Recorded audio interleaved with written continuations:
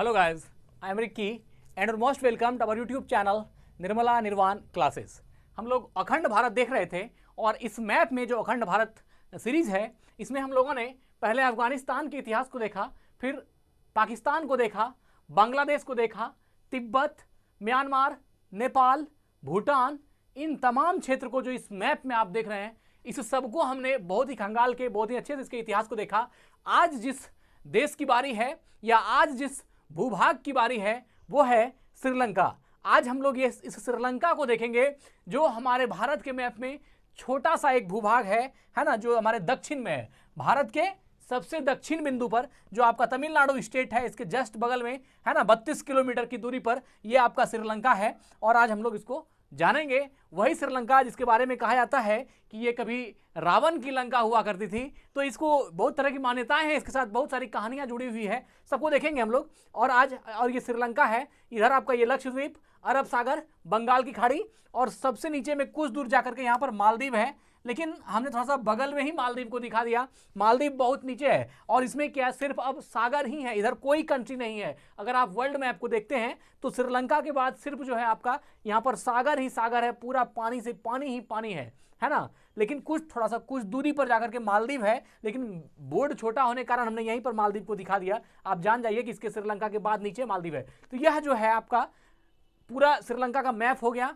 लेकिन यहाँ पर छोटा था, हमने इसको बड़ा रूप में यहाँ ला करके रखा है। ये छोटा सा पार्ट था, इसको उठा करके यहाँ इसका जो बड़ा थोड़ा व्यापक रूप में हमने इसको यहाँ पेश किया है। ये श्रीलंका का उत्तरी भाग है, ये श्रीलंका का दक्षिणी भाग है। यही श्रीलंका को यहाँ से पकड़िए, यहाँ ला के रख दीजिए। ऊपरी भाग उत्तर, निचली भाग जो है दक्षिण है। इधर ये पूर्वी भाग है, ऐसे हल्का लंबा टाइप ये पूर्वी भाग है। इधर ये पश्चिमी भाग है और ये आपका उत्तर पूर्व वाला भाग हो गया ये। और ये मध्य उत्तर, उत्तर मध्य है।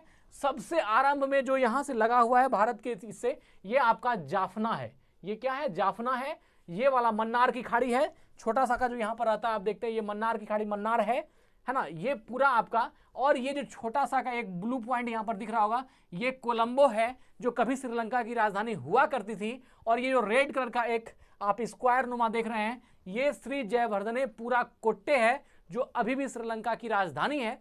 और ये जयवर्धने पूरा कोट्टे जो है ये, और जो कोलंबो है, ये दोनों जगह जो है बहुत ज़्यादा फेमस है ना श्रीलंका के लिए। इसको कोलंबो जो है एक बंदरगाह है श्रीलंका का, यहाँ जो है ये एक बंदरगाह है। चूंकि ये मैप तो अलग हो गया, ये चूंकि सब तरफ से आप देखिएगा यहाँ पर तो ये सब तरफ से जल से घिरा हुआ है, तो यहाँ भी जो है आपका ये पूरा क्षेत्र जलमग्न है। ये तो हम चूंकि ये तो मैप यहाँ साइड में बनाए हैं इसलिए ऐसा दिख रहा है, लेकिन ये पूरा क्षेत्र क्या है? जलमग्न है। इस तरफ में आप आइएगा तो इधर बंगाल की खाड़ी, इधर आपका अरब सागर हो गया है ना। तो ये जो है आपका यहाँ से यहाँ, चूंकि ये सब कुछ नहीं है। और ये कोलंबो और श्री जयवर्धने पूरे कोट्टे, यह दोनों जो है बहुत फेमस जगह है। एक है कैंडी जो यहाँ पर बीच में है ना। ये जो श्रीलंका का मैप है इसके बीच में है कैंडी, एक जगह है ना। इसको बाद में अंग्रेजों ने गुलाम कर लिया था, तो पूरा श्रीलंका पर जो है अधिकार उसका हो गया था। अभी हम लोग इसका इतिहास देखेंगे। सबसे पहले तो कुछ मान्यता है श्रीलंका के साथ, उसको हम लोग देख लेते हैं। मान्यता क्या है कि ऐसा कहा जाता है कि एक समय भगवान शंकर ने पार्वती जी के लिए, देखिए मान्यता है, इसको समझ लेना है, सुन लेना है, इसके बाद जो है हिस्ट्री हम वो भी आपके सामने रखेंगे। तो पार्वती जी के लिए एक सोने की लंका बनाई, जैसा कहा जाता है। वह लंका बना था भगवान शंकर के द्वारा पार्वती जी के लिए, वो उन्होंने अपनी धर्मपत्नी के लिए बनाया था। लेकिन बाद में विश्रवा एक पंडित थे जो रावण के पिताजी कहे जाते हैं। तो उनकी वो चूंकि भगवान भोले शंकर का बहुत अनन्य भक्त थे, इसलिए उन्होंने जो है भगवान शंकर से दान स्वरूप उस लंका को मांग लिया, जो लंका भगवान शंकर ने पार्वती जी के लिए बनाई थी। तो वह चूंकि मांग लिया, इससे क्या हुई तो, और वह जो है अपने सौतेले बेटे कुबेर को दिया। चूंकि जो विश्रवा है उसकी दो पत्नियां थी, एक का पुत्र में रावण था और एक में कुबेर था। तो कुबेर रावण का सौतेला भाई था, तो कुबेर को जो दिया, तो कुबेर से चूंकि पहले तो भगवान शंकर से विश्रवा ने लिया, तो जिस समय विश्रवा ने लिया उसी समय पार्वती जी ने कहा कि ये बनाया गया था मेरे लिए, है ना, मेरे पति ने मेरे लिए बनाया था, और इसको दान स्वरूप या छल बस इसको मांग लिया विश्रवा ने, और भोले शंकर ने उनको दे दिया। इससे पार्वती जी रुष्ट हुई और उन्होंने उनको श्राप दे दिया कि जिस शंकर के अंश ने इसको बनाया है, जिसको तुम आज ले रहे हो विश्रवा, एक दिन आएगा तुम्हारा कुल का भी विनाश करेगा, और जो ये लंका है इस शंकर का ही कोई ऐसा रूप होगा जो अंश होगा जो इस लंका को जला के खत्म कर देगा, जो आप रामायण में बाद में जानते हैं कि बजरंगबली ने जो है पूरा लंका दहन कर दी। ये बातें भी सुनी हुई है ना, लंका पूरा जला दिया। तो चूंकि वह बजरंगबली को भी भगवान शंकर का ही अंश माना जाता है, और कहीं ना कहीं ये कहा जाता है कि वो पार्वती का ही श्राप था विश्रवा को, जो बाद में कुबेर को दिया, कुबेर से छीन करके रावण ने रख ली उस लंका को, और बाद में बजरंगबली ने सारा कहानी खत्म कर दिया, चैप्टर क्लोज कर दिया। ये तो एक मान्यता हुई, और बहुत सारी जो है मान्यताएं इसके साथ है। ये इतना ही नहीं, बहुत सारी अलग अलग मान्यताएं हैं। खैर उसको हम वहां रहने देते हैं और आते हैं अपना जो उस इतिहास पर जिसका कि बहुत सारी चीजें अभी आप देखिएगा। तो अब ओरिजिनल रूप पर आते हैं। चूंकि मान्यताएं सही भी हो सकती है, झूठ भी हो सकती है, लेकिन बहुत सारी जो है ऐसा प्रमाण मिला है जिसके आधार पर रामायण की घटना को भी सत्य माना जा रहा है। खैर जो भी हो उसको वहीं रखते हैं। अब हम लोग जानते हैं श्रीलंका के बारे में।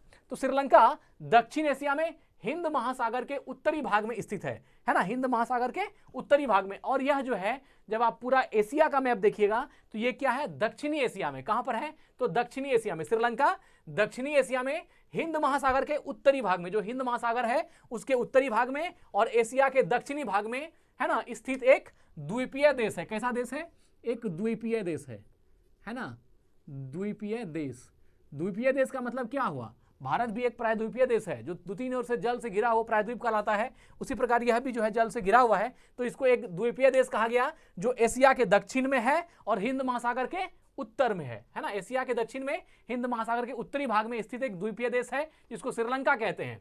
भारत के दक्षिण में स्थित इस देश की दूरी भारत से लगभग कितनी है, तो 31 किलोमीटर है ना, भारत से 31 किलोमीटर। भारत से अगर यदि श्रीलंका की दूरी देखिएगा तो वह कितनी है, मात्र 31 किलोमीटर है ना, मात्र 31 किलोमीटर। भारत से 31 किलोमीटर की दूरी पर जो है आपका श्रीलंका स्थित है ना। लंका के आगे सम्मान सूचक शब्द श्रीलंका लगा दी जाती है। लंका ही नाम था लेकिन इसको क्या किया, श्रीलंका जो है इसको कहा जाता है। सम्मान सूचक शब्द जो है श्रीलंका में क्या लगा दिया, श्री कहा जाता है। श्रीलंका की मिट्टी बहुत मुलायम होती है, बहुत मुलायम मिट्टी है यहाँ की श्रीलंका की, ठीक है ना। तो और कहीं कहीं जो है इसको सिलोन भी कहा जाता है, क्योंकि आगे आप इतिहास में देखिएगा यहाँ एक सिलोन जनजाति पाई जाती है ना, सिंहल, ये जो है ना, ये जो जनजाति है सिंहल है ना, इसी जनजाति के आप सिंघली जो जनजाति है इसी के नाम पर इसको कहीं कहीं सिलोन भी कहा जाता है, सिंघली है ना, ये जनजाति है सिंघली।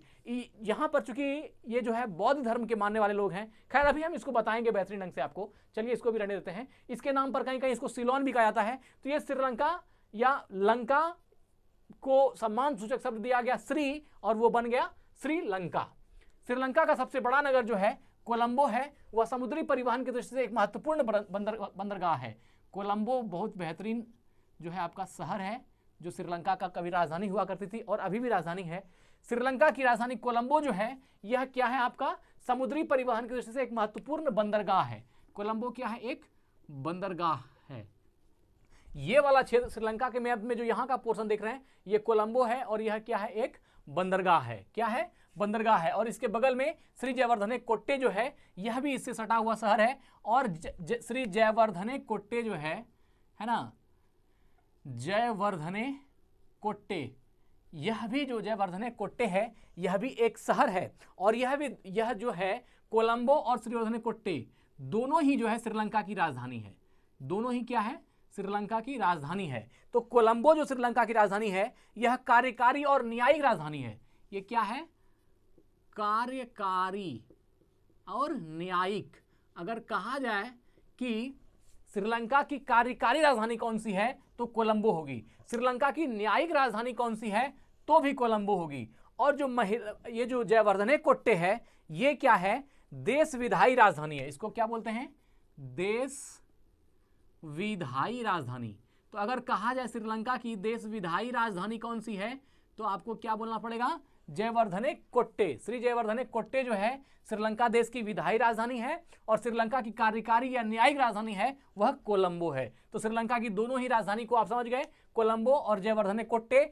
जयवर्धने कोट्टे और कोलंबो श्रीलंका में कहाँ स्थित है यह भी आपने देख लिया। अगर इस मैप पे देखिएगा तो ये वाला क्षेत्र जो जहां पर हम ये है, ये क्षेत्र जो है आपका कोलंबो और श्री जयवर्धने कोट्टे, ज्यादा दूर नहीं है, जस्ट बगल में ही है दोनों क्षेत्र है ना, कोलंबो और जयवर्धने कोट्टे। पहले श्रीलंका की राजधानी कोलंबो याद किए थे हम लोग, लेकिन अब जो है इसको दो जगह कोलंबो और जयवर्धने कोट्टे दोनों ही चीजें जो है इस पे आ गई है।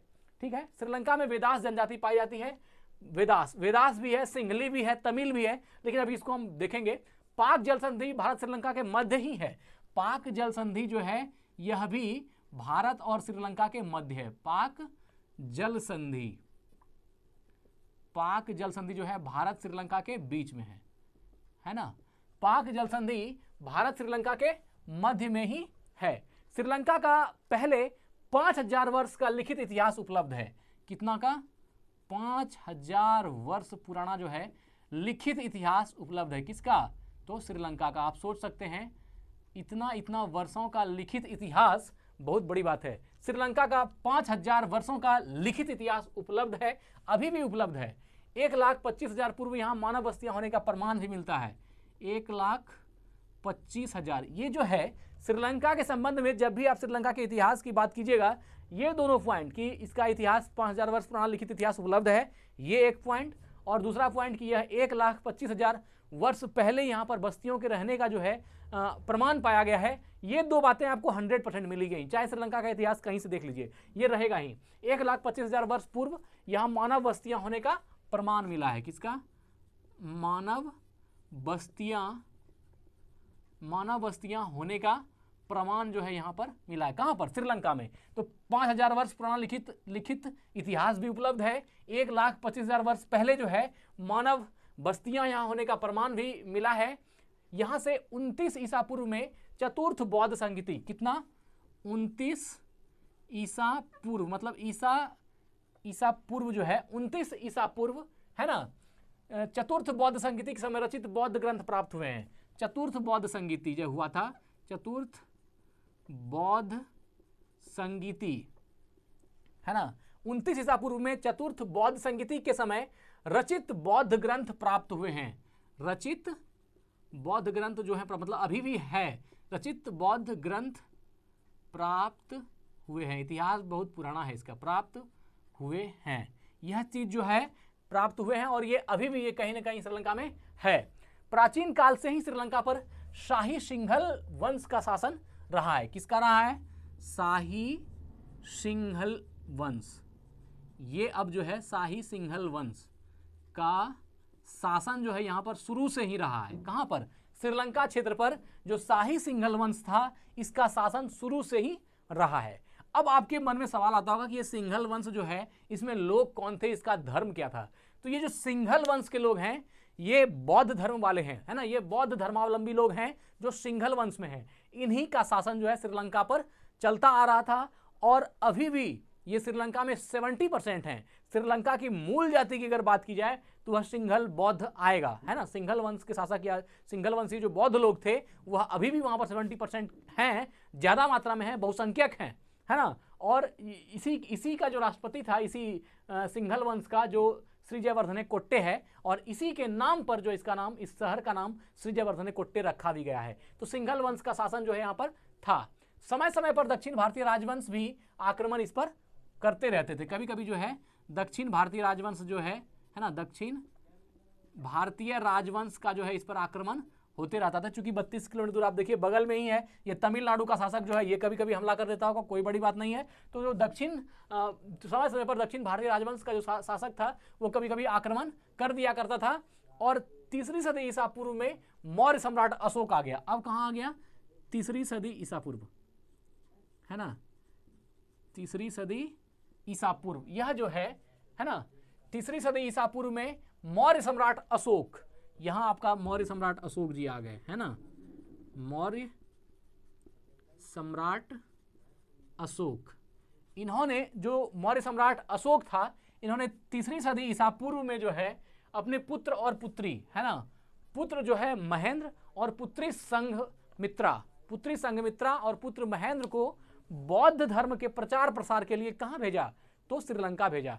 ऐसे भी जब आप मौर्य धर्म को पढ़िएगा, है ना, तो उसमें देखिएगा अशोक ने अपने पुत्र को और पुत्री को, संघमित्रा को और महेंद्र को जो है उन्होंने श्रीलंका बौद्ध धर्म के प्रचार प्रसार के लिए भेजा था। और यह 3री शताब्दी जो है, 3री सदी ईसा पूर्व में भेजा था। संघमित्रा को और किसको? तो अपने पुत्र महेंद्र को। और यहाँ पर जो है बौद्ध धर्म का आगमन, और यहीं पर जो है आपका 3री शताब्दी ईसा पूर्व में है, बौद्ध धर्म का आगमन जो है यहाँ पर हो गया। बौद्ध धर्म का आगमन हो गया। कहाँ पर? तो इस पूरे जो श्रीलंका वाला क्षेत्र था, यहाँ पर बौद्ध धर्म का आगमन हो गया। 16वीं सदी में यूरोपीय शक्तियों ने श्रीलंका में अपना व्यापार स्थापित किया। कब किया? 16वीं सदी में, है ना, 16वीं सदी में। किसने? तो 16वीं सदी में जो है आपका यूरोपीय शक्तियों ने, किसने? यूरोपीय शक्तियों ने श्रीलंका पर अपना व्यापार स्थापित किया। आप जानते ही हैं यूरोपीय शक्ति इसमें माहिर है। यूरोपीय शक्ति ने यहाँ पर क्या किया? व्यापार अपना शुरू किया। कहाँ पर?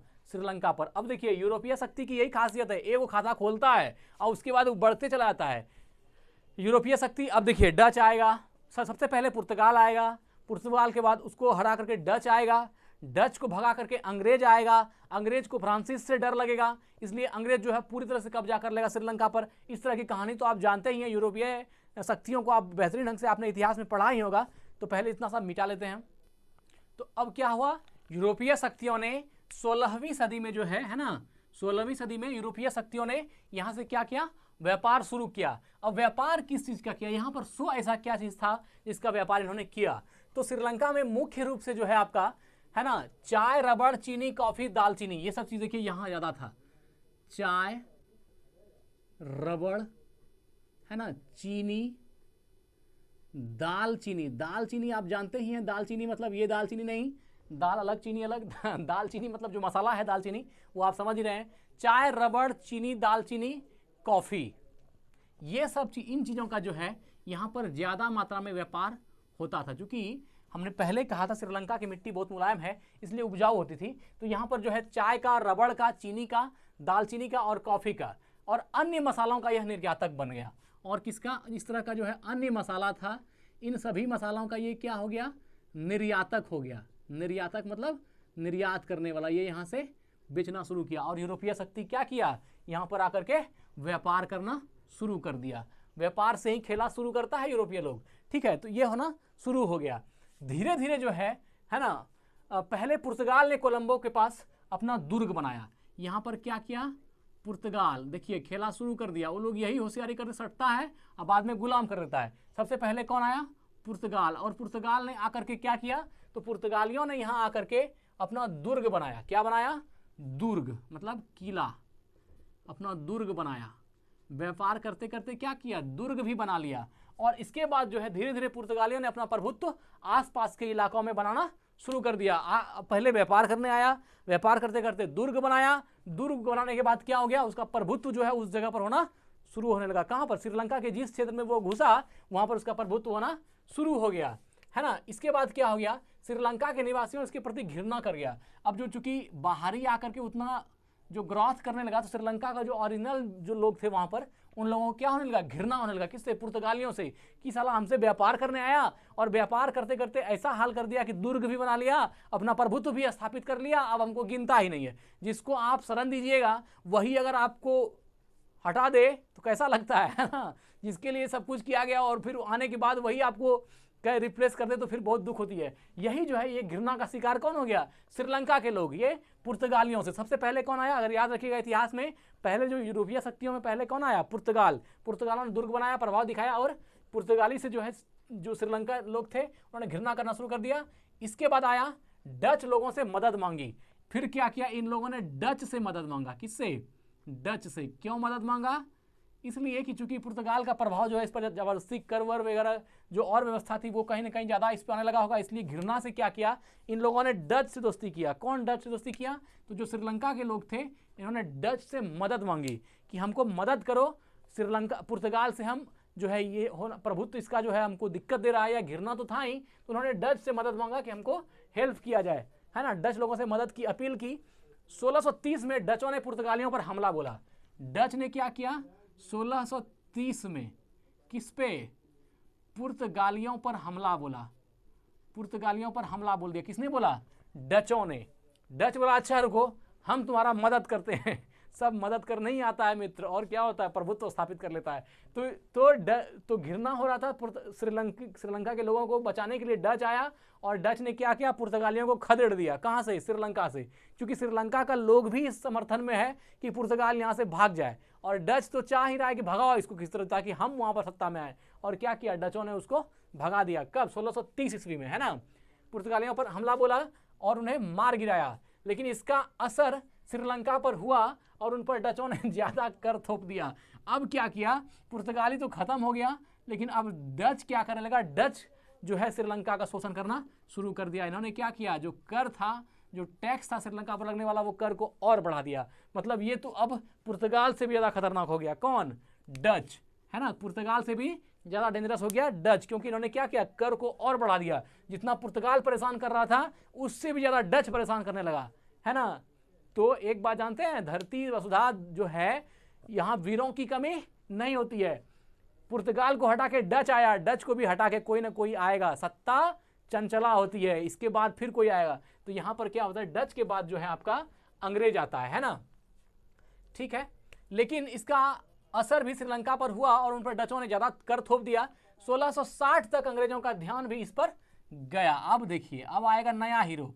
1660 में जो है अब अंग्रेजों का ध्यान इस पर आ गया। किस पर आ गया, तो डचों पर। देख रहा है, डच जो है श्रीलंका में यहाँ पर जो है अपना शासन प्रभुत्व कर रहा है। तो 1660 में अंग्रेजों का जो है उस पर ध्यान गया और नीदरलैंड पर फ्रांस का अधिकार होने के बाद अंग्रेजों को डर हुआ कि श्रीलंका के डच इलाके पर फ्रांसीसी अधिकार ना हो जाए। अब देखिए, ये पर यहाँ पर दो बात है कि नीदरलैंड पर फ्रांस का अधिकार होने के बाद जो नीदरलैंड था वहाँ पर फ्रांस का कब्जा हो चुका था, और नीदरलैंड पर जब फ्रांस का कब्जा हुआ तो अंग्रेज डर गया कि कहीं उस, देखिए जब कब्जा होने के बाद आदमी मजबूत हो जाता है, तो जब नीदरलैंड पर फ्रांसीसियों का कब्जा हो गया तो अंग्रेज इस बात से डर गए कि फ्रांसीसी कहीं हो ना हो, यहाँ पुर्तगाल में, यहाँ श्रीलंका में जो डच है इसको हटा के फ्रांसीसी यहाँ पर ना आ जाए, इसलिए फ्रांसीसी आके यहाँ प्रभुत्व स्थापित करे, इससे पहले डचों पर आकर के हम प्रभुत्व स्थापित कर देते हैं, है ना। नीदरलैंड पर जब फ्रांसीसियों का अधिकार हो गया तो अंग्रेज डर गए और 1660 में जो है अंग्रेजों का ध्यान इस पर गया। डर हुआ कि श्रीलंका के डच इलाके पर फ्रांसीसी अधिकार ना हो जाए। उसके बाद उन्होंने डच इलाके पर अधिकार करना आरंभ कर दिया। अब क्या किया, ये जो डच का क्षेत्र था इस पर अधिकार करना कौन शुरू कर दिया, अंग्रेज। और अब नया एक्टर कौन आ जाएगा, जो यहाँ का नया खिलाड़ी हो जाएगा वह हो जाएगा आपका इंग्लिशमैन, अर्थात अंग्रेज जो है यहाँ पर शासन करना शुरू कर दिया। धीरे धीरे जो है डच को खदेड़ना शुरू कर दिया, है ना। चलिए, 1800 ईस्वी के आते आते तटीय इलाकों पर अंग्रेजों का अधिकार हो गया। 1800 आते आते जो अंग्रेज था, ये जो तटीय इलाका था, तटीय इलाका मतलब क्या, ये जो तट वाला, चूंकि आप यहाँ श्रीलंका को देखिए, इधर भी तट है इधर भी तट है, तो जितना भी तटीय इलाका वाला क्षेत्र था वह क्या हो गया, अंग्रेज के कब्जे में आता चला गया। कब, लगभग 1800 ईस्वी में, है ना।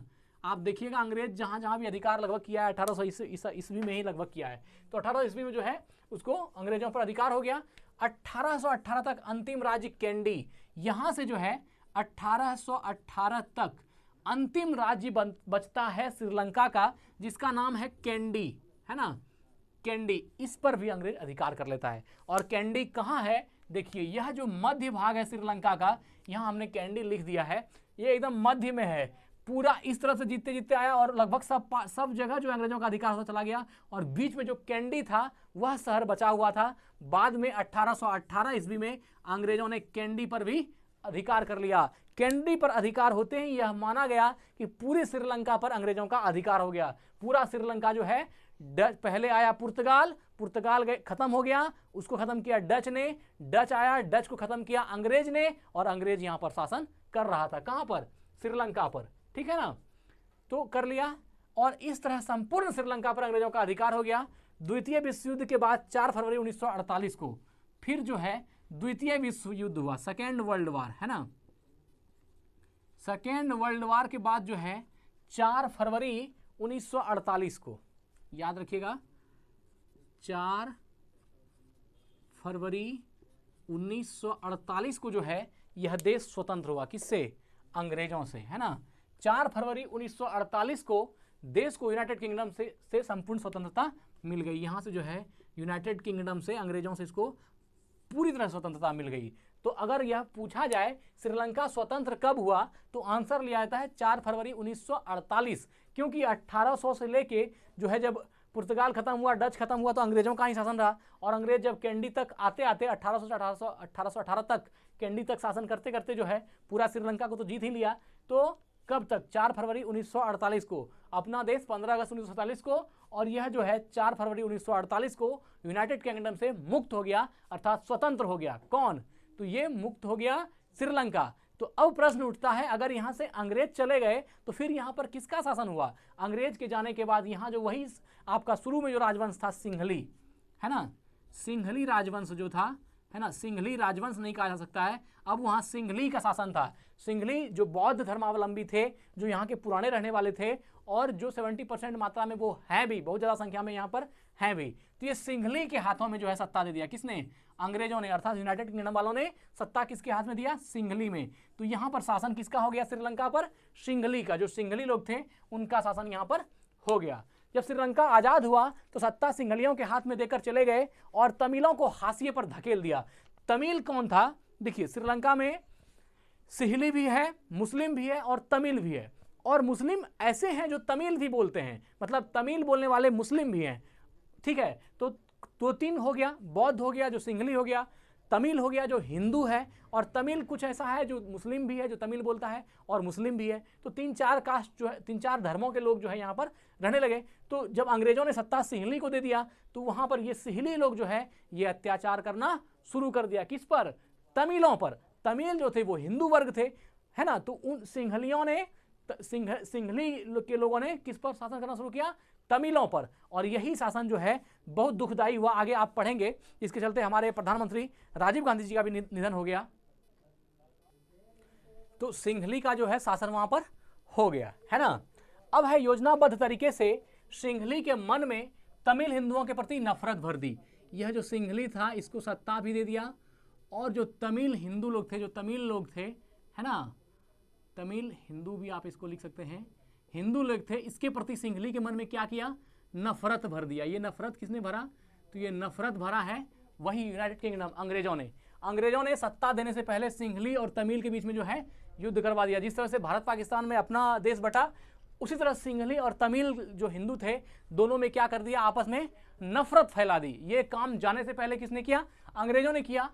तो यह जो, और कहा जाता है कि जो मुस्लिम दल था और जो सिंहली थे, मुस्लिम दल और अंग्रेज, ये कभी नहीं चाहते थे कि कि श्रीलंका में जो है शांति स्थापित हो। इसलिए उन्होंने सिंहली और तमिल में युद्ध कराने की सोची, और यह जो है नफरत पैदा कर दिया। किसने किसने? तो ज़्यादातर जो संख्या है वो अंग्रेजों का आता है, लेकिन कुछ जो है मुस्लिम पार्ट भी देखा जाता है कि दोनों तरफ से जो है उसका उकसाया गया सिंहली को तमिलों के विरुद्ध। सिंहली बहुसंख्यक था और तमिल जो हिंदू थे यह अल्पसंख्यक थे।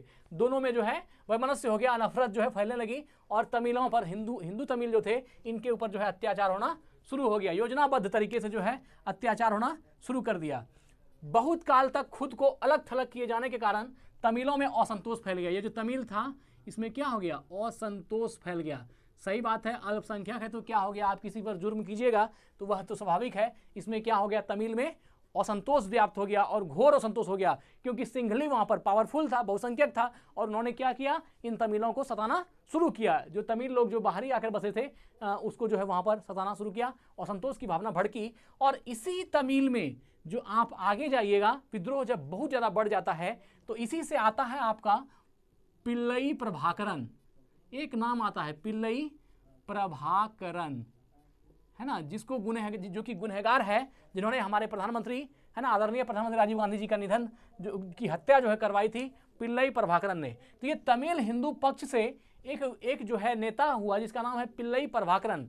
इन्होंने श्रीलंका से क्या कहा कि ये जाफना क्षेत्र में थे, तमिल हिंदू जो हैं वो जाफना क्षेत्र में ज़्यादा था। ये शुरू वाला, ये जाफना क्षेत्र में, चूंकि ये तमिलनाडु से या तमिल वगैरह भी बहुत लोग थे, तो ये जो है ये जाफना क्षेत्र में थे। ये जाफना है श्रीलंका का, इस क्षेत्र में थे। तो इन्होंने यहाँ से लेके ये पूर्वी भाग जो है इसका एक अलग देश की मांग की। किसने की?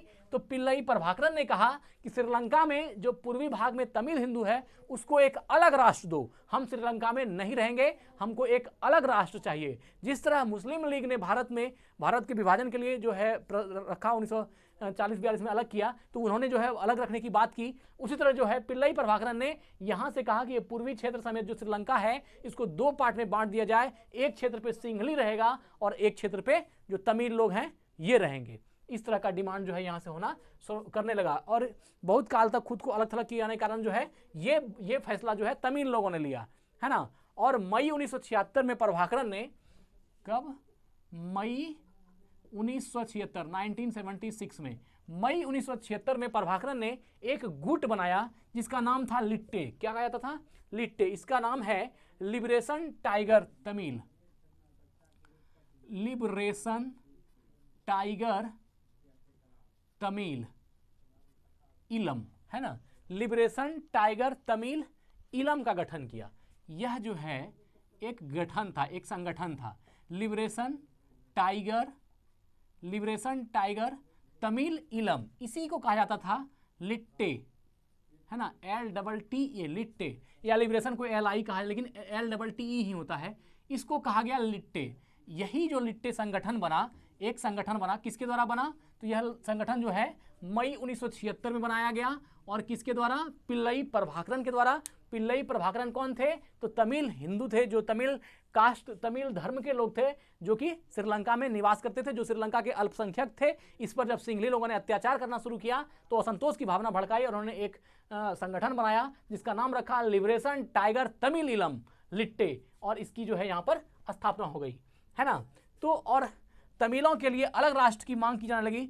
हजारों निर्दोष सिंघलियों, उच्च पदों पर आसीन श्रीलंकाई नेताओं और भारतीय प्रधानमंत्री राजीव गांधी जी की हत्या जो है इसी में हो गई, है ना। जब ये लोग पगला गया, कौन सब? तमिल सब, तो इन्होंने जो है हत्या कर दिया। किसका? बहुत निर्दोष सिंघलियों को मारा। जो सिंघली लोग यहाँ पर निवास करते थे, बौद्ध धर्म, उसको भी मारा। ऊंचे पद पर जो लोग थे उसको भी मारा। और इसी लिट्टे का शिकार हो गया कौन? हमारे देश के प्रधानमंत्री राजीव गांधी। अब बात ये समझ में नहीं आती है कि राजीव गांधी इसके चपेट में कैसे आ गया। तो कहानी बहुत लंबी है, मैं एक वीडियो बनाऊंगा इस पर कि राजीव गांधी की हत्या क्यों की गई या क्यों हुआ, वो बातें भी मैं उस वीडियो में बताऊंगा। खैर अभी छोटा सा आपको एक डेमो देके समझा देता हूं, क्योंकि साफ भाग जाना यहाँ से अच्छा नहीं होगा। देखिए, राजीव गांधी के समय जो है भारत, जब 1976 की बात है, राजीव गांधी का जब शासन था, सॉरी ये 76 के समय नहीं कहा जा सकता है, राजीव गांधी का जब शासन था तो उस समय ही जो है ये घटना हुई थी श्रीलंका में, है ना। शायद ये 1989 की घटना है ना, शायद इसी, हाँ 1989 की घटना है, जब राजीव गांधी प्रधानमंत्री थे। तो उस समय जो लिट्टे दल था, इन्होंने अलग, जब श्रीलंका से अलग देश की मांग की, तो श्रीलंका का जो उस समय का राष्ट्रपति था जयवर्धने कोट्टे, कौन था? राष्ट्रपति जयवर्धने कोट्टे, जिसके नाम पर यह जगह पड़ा है, जयवर्धने कोट्टे, जो कि सिहली थी था कोट्टे। इन्होंने क्या किया, इसकी यही वहाँ के राष्ट्रपति थे, इन्होंने जो है यह जो जाफना नगर था, जाफना को सब तरफ से घेर लिया गया था। यहाँ तमिल हिंदू बंद थे और चारों तरफ से इसको घेर लिया गया था। और ये कहीं ना कहीं पाकिस्तान का इशारा भी था, और जो अलग कंट्री था अफगानिस्तान वगैरह का भी मदद इसको कहीं ना कहीं मिला था। किसको?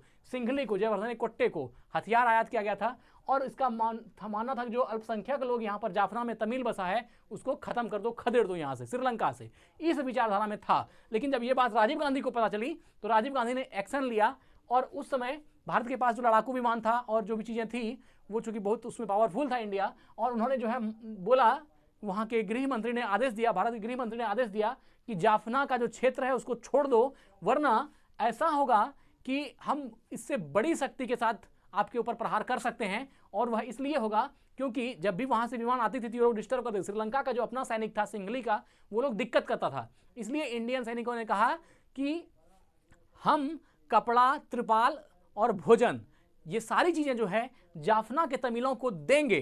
तंबू वगैरह भी वो हवाई जहाज से, चूंकि ऊपर से हवाई जहाज से गिराई जाती थी, वो मैं गिराऊंगा, और अगर हमको रोकने का प्रयास किया गया तो मैं और भी ज़्यादा शक्ति के साथ श्रीलंका के सैनिकों का बहिष्कार करूंगा, मतलब कि खदेड़ूंगा, और श्रीलंका में घुस घुस के खदेड़ूंगा। इस निर्णय के बाद जो है श्रीलंका का जो सिंघली था, सिंघली का जयवर्धने कोट्टे जो था, ये डर गया। और चूंकि उसमें शक्तिशाली पावरफुल भारत था भी, भारत का सिर्फ इतना उद्देश्य था कि वो जाफना में फंसे जो अल्पसंख्यक लोग थे उसको मरने देना नहीं चाहते थे, इसलिए भोजन और कपड़ा वगैरह जो है वहाँ पर देने के लिए वो वहाँ पर देना चाहते थे। तो इसमें जो है आपका N-32 सबसे बड़ा, AN-32 जो है ये एक बहुत बड़ा विमान वाहक, सबसे बड़ा मालवाहक विमान था जो उसमें भारत के पास था। ये सबसे बड़ा मालवाहक विमान है। ये राजीव गांधी के समय में जो है इससे मदद की गई थी जाफना में फंसे अल्पसंख्यकों का, जो वहाँ पर तमिल थे। और एक था मिराज, जो सबसे बड़ा लड़ाकू हवाई था, मिराज। ये उस समय जो है सबसे बड़ा लड़ाकू हवाई था। इन चीज़ों से जो है श्रीलंका वगैरह बहुत चूंकि भयभीत रहते थे, चूंकि ये बहुत मारक मिसाइल था, तो इसलिए जो है ये इस दोनों की मदद से यहाँ पर फंसे 5-5 हेलीकॉप्टरों से जो है यहाँ पर जाफना में लोगों की मदद की गई। जो अल्पसंख्यक तमिल लोग थे सिंघलियों से, उसको बचाया गया, उसकी मदद की गई। अब बात उठता है, सिंघली जो तमिल लोग थे उसी का नेता तो था पिल्लई प्रभाकरन, ठीक है, और उसी की मदद तो राजीव गांधी कर रहे हैं, फिर प्रभाकरन ने राजीव गांधी को क्यों मारा? ये बात सोचने वाली है कि चूंकि जब तमिल जाफना में फंसे थे ये वाला क्षेत्र में, तो मदद करने जब राजीव गांधी का ही सब कुछ सैनिक आया, तो फिर प्रभाकरन ने राजीव गांधी को क्यों मारा, इसके पीछे हत्या क्यों की? इसके पीछे लॉजिक ये है कि एक कूटनीति चला। किसने? जयवर्धन पूरे कोट्टे ने। इन्होंने क्या किया, जब पूरा हमला का बयान दे दिया कि हम हमला कर देंगे अगर कुछ भी कीजिएगा, तो ये लोग शांत हो गया और इसने एक कूटनीति चली। इन्होंने शांति बैठक की। किसने? ये जो श्री जयवर्धन कोट्टे है, इन्होंने शांति बैठक किया। शांति बैठक में जो राजीव गांधी था इनको भी बुलाया गया और जो तमिल के लोग थे इनको भी बुलाया गया, और राजीव गांधी से कहा गया कि दोनों ही तरफ का जो लोग है, जो सिंघली क्षेत्र के लोग हैं और जो तमिल क्षेत्र के लोग हैं, दोनों को शांति किया जाए और दोनों में पूरे श्रीलंका में शांति बहाल की जाए। इसके तहत कहा गया कि जो तमिल के लोग हैं उनसे हथियार जो है डलवा दी जाए, मतलब कि हथियार रखवा दिया जाए और ये कहानी जो है खत्म की जाए, हम लोग साथ में रहेंगे। इसमें क्या हो गया, ये कूटनीति थी जयवर्धने की। इसमें क्या हो गया, ये जो पिल्लई प्रभाकरन था इन्होंने हथियार रखने से मना कर दिया। इन्होंने कहा ये जो है ये हथियार रखने से मना क्यों किया, क्योंकि इसको लगता था अगर हम हथियार रख देंगे फिर ये सिंघली जो बहुसंख्यक है ये फिर हम पे अत्याचार करेगा, इसलिए उन्होंने विद्रोह को जारी रखा। इसी बीच में क्या हो गया, जो लफड़ा कि सिंघली के जयवर्धने कोट्टे से राजीव गांधी को होना चाहिए था, वो अब किससे हो गया? पिल्लई प्रभाकरन से हो गया। प्रभाकरन को लगा कि अब जो चूंकि भारतीय सैनिकों के द्वारा जयवर्धने कोट्टे ने ऐसा चाल चला कि भारतीय सैनिक खुद जो है वहां पर जो पिल्लई प्रभाकरन के जो जाफना में फंसे हुए तमिल लोग थे उनको जो है शांति के लिए हथियार बंद करने के लिए कहा गया और शांति स्थापित करने के लिए कही गई। तो इसमें क्या हो गया, पिल्लई प्रभाकरन ने विरोध किया और इसी विरोध के चलते क्या हो गया, भारतीय सैनिक में और प्रभाकरन में, जो तमिल जाफना में फंसे हुए थे, इन दोनों में ही आपस में टकराव हो गया। और ये जो जयवर्धने कोट्टे थे ये तो शांत रह गया, ये सिंघली का था, इन्होंने यही कूटनीति चली, शांति का जो बात कर दिया इसमें फंसा दिया। अब क्या हो गया, तो पिल्लई प्रभाकरन कभी नहीं चाहता था कि भारत का प्रधानमंत्री राजीव गांधी बने, और अगर राजीव गांधी प्रधानमंत्री बनेगा तो वह इंडियन आर्मी को फिर श्रीलंका में भेजेगा। और इंडियन आर्मी श्रीलंका में, चूंकि बाद में तो जो है तमिल और इंडियन आर्मी में ही हो गया, क्योंकि जब इंडियन आर्मी की बात नहीं मानी जाने लगी, जो राजीव गांधी की बात नहीं माने जाने लगी, तो जिसका भलाई किया था उसी से लफड़ा हो गया। इसलिए पिल्लई प्रभाकरन ने एक जो है एक लड़की थी जिसका नाम था धनु को जो है एक मानव बम बनाया और मानव बम बना के राजीव गांधी की साजिश के तहत हत्या की, जैसा कि बाकी आप लोग जानते ही हैं। तो ये बात तो समझ में आ गई होगी कि पिल्लई प्रभाकरन ने अब राजीव गांधी को क्यों मारा। उस समय ऐसा कहा जाता है कि 89 की घटना है, उस बीच में दूसरे गवर्नमेंट थी, जनता दल की सरकार थी, फिर बाद में कैसे करके बीजेपी ने समर्थन हटा लिया, चूंकि अयोध्या में कहीं पर जो है आपका कार सेवकों के ऊपर हमला वगैरह हुआ था, तो बीजेपी ने समर्थन हटाया और बाद में जो है वहां पर फिर सरकार गिरी, फिर बाद में जो है राजीव गांधी की सरकार बनने की चांस हो गई थी।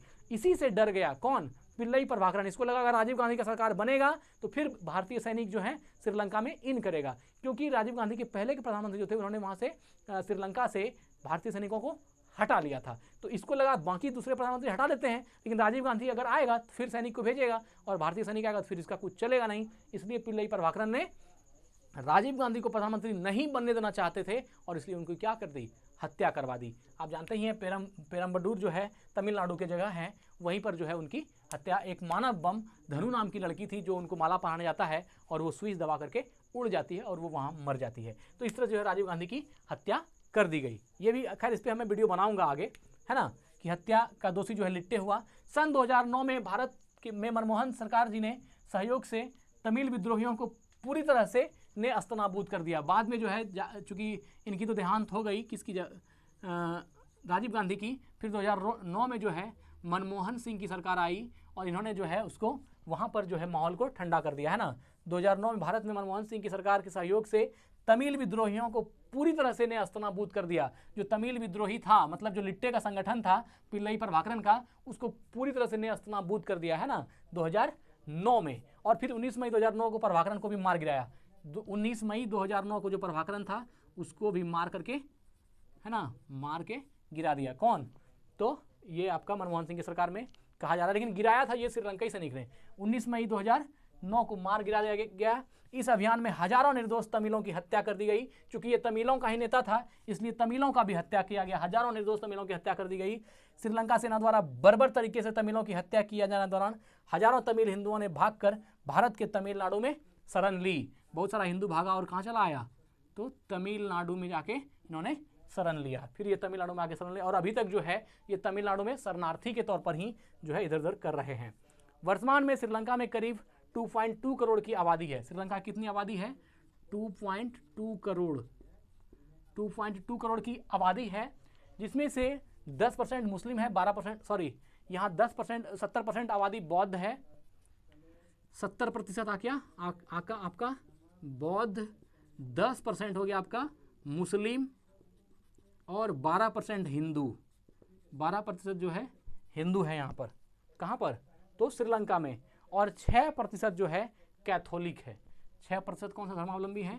तो 6% कैथोलिक है ना। यह प्रतिशत भी है ना।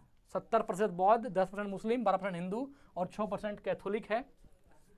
बौद्धों ने हिंदू और ईसाइयों को धर्म की वजह से कभी निशाना नहीं बनाया। ऐसा कहा जाता है कि कभी भी धर्म की वजह से निशाना नहीं बनाया गया हिंदुओं को।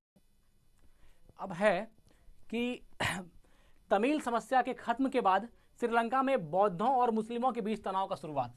अब जो है वो तो खत्म हो गया, चूंकि वो मुद्दा ही खत्म हो गया और श्रीलंका को 2 पार्ट में नहीं बांटा गया।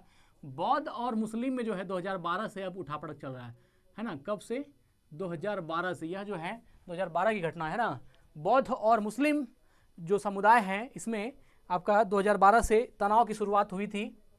कुछ कट्टरपंथी बौद्ध समूहों ने मुसलमानों पर जबरन धर्म परिवर्तन और बौद्ध मठों को नुकसान पहुंचाने का आरोप लगाया था। कुछ बौद्धों का कहना था कि मुस्लिम लोग जो है यहाँ श्रीलंका में जबरदस्ती धर्म परिवर्तन करवा रहे हैं और जो है कुछ बौद्ध मठों को भी हानि पहुंचा रहे हैं। ऐसा जो है नुकसान उन्होंने 2012 में ऐसा स्टेटमेंट दिया था। श्रीलंका में मुस्लिम केवल मुस्लिम नहीं है, वहाँ तमिल बोलने वाले मुस्लिम भी है, ये हमने पहले भी कहा था। और तमिलों का सिंहलियों से विवाद जग जाहिर है। आप जानते ही हैं तमिल और सिंहली का विवाद, जो आपने भी पूरी राम कहानी सुनी है ना। तमिल और सिंहली का ही विवाद था, जग जाहिर है। ठीक है। श्रीलंका में मुसलमानों का मुस्लिम परंपरा के तहत है ना मांसाहार या पालतू पशुओं को मारना बौद्ध समुदाय के लिए एक विवाद का मुद्दा है। अब देखिए मुस्लिम भाई जो हैं वो तो आप चूँकि गाय वगैरह खाते हैं तो यह चीज़ जो है बौद्ध जो है वो उससे दूर रहता है। तो यह भी जो है बौद्ध में और मुस्लिमों में श्रीलंका में कभी कभी जो है गृहयुद्ध टाइप का वो छिड़ जाता है, कभी कभी ये चीज़ें हो जाती है। वर्तमान में इस्लाम कट्टरपंथी नेशनल तौहीद जमात, अभी जो है श्रीलंका में नेशनल तौहीद जमात, यह जो है एक मुस्लिम संगठन है। नेशनल तौहीद जमात भी तनाव की एक वजह बन गया है। यह भी जो है अभी यहाँ पर एक तनाव का वजह है। कहाँ पर? श्रीलंका में। तो श्रीलंका में आपने अभी तक जो हमने इतिहास में देखा कि जो वहाँ पर मूल निवासी थे वो बौद्ध थे, कुछ हिंदू भी हैं, कुछ मुस्लिम भी हैं, तमिल लोग भी हैं। तो सब जो हैं ये श्रीलंका की आपने अभी पूरी तरह से हम लोगों ने इसके बारे में देखा कि कहाँ कहाँ क्या क्या है। तो आज श्रीलंका की वीडियो को यहीं एंड करते हैं। मिलते हैं अगली वीडियो में। स्वस्थ रहें, अपना ख्याल रखें। जय हिंद, जय भारत।